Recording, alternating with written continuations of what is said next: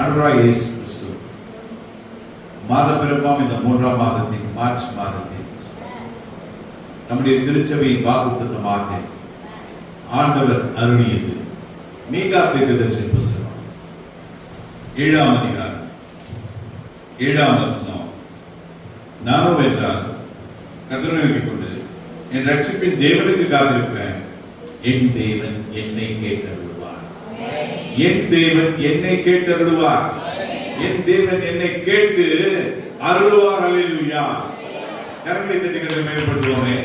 என் தேவன் என்னை கேட்டு அருளுவார். என்னை கேட்டு அருளுவார். எப்போ அருளுவார்? எப்படி அருளுவார்? ஏன் அருளுவார் என்று நீங்கள் யோசிக்கின்ற பொழுது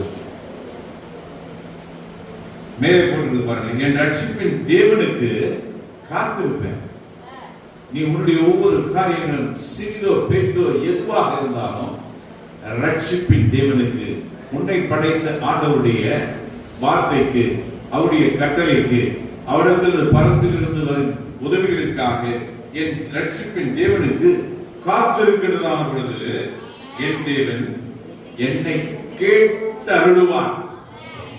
என்னை கேட்டு, என்னுடைய சத்தத்தை கேட்டு, என்னுடைய கூக்குரலை கேட்டு, என்னுடைய விண்ணப்பத்தை கேட்டு அருள் செய்கின்றதான தெய்வம் என்று சொல்ல நிச்சயமாக முடிவு உண்டு. ஒரு நம்பிக்கை மீட்கிறார். இந்த நாளில் கடந்து வந்ததான என்னுடைய குடும்பத்தார் இதை சொல்லப்படக்கூடிய நானும் என்றால் கர்த்தரை நோக்கி கொண்டு மிக சொல்லப்படக்கூடிய கர்த்தரை நோக்கி கொண்டு ஆண்டவரை நோக்கி பார்த்து மேல் நோக்கும் அனுபவத்தோடு என் ரட்சிப்பின் தேவனுக்காக நீ காத்திருக்கிறதான பொழுது என் தேவன் என்னை கேட்டு அருளுவார் என்று சொல்லப்பட்டது.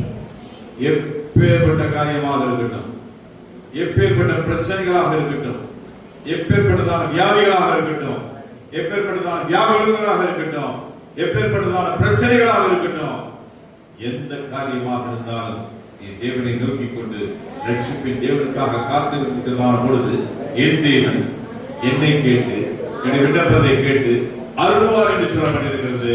அல்லேலூயா, அல்லேலூயா. கர்த்தரை மேம்படுத்துவோமா? இந்த மாதத்தின் வாக்குத்தத்தம் என் தேவன் என்னை கேட்டு அருளுவார். என் தேவன் என்னை கேட்டு அருளுவார். என் தேவன் என்னை கேட்டு அருளுவார். வார்த்தையை கேட்டு, என்னுடைய கூக்குரலை கேட்டு, என்னுடைய விண்ணப்பத்தை கேட்டு அதை எனக்கு அருளுவார்.